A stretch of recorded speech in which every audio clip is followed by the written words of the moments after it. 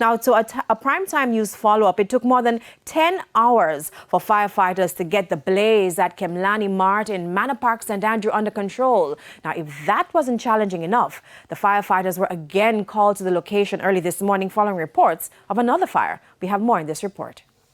This is where the fire is believed to have started. It's clear there's nothing to be salvaged from the rubble in this section of the building, and where they could, members of staff were trying to remove the tiles which were not destroyed in the blaze. They pointed us to this power transformer, which they say was on an unstable electricity pole. Investigators from the Jamaica Fire Brigade, who were also on the scene Thursday, told us persons in the area reported hearing when the transmitter exploded Wednesday morning. The light pole was located here, on an empty lot near the building.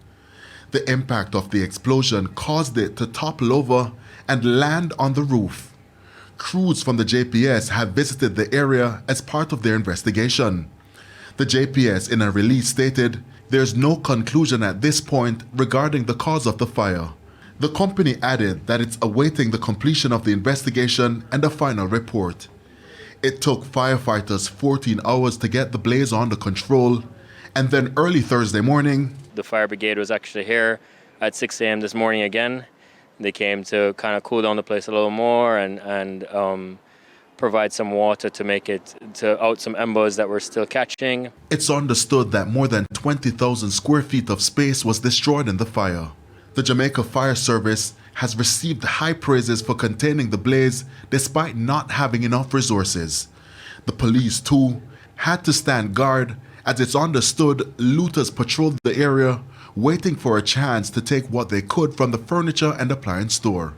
As for the extent of the damage, we've done some preliminary checks inside.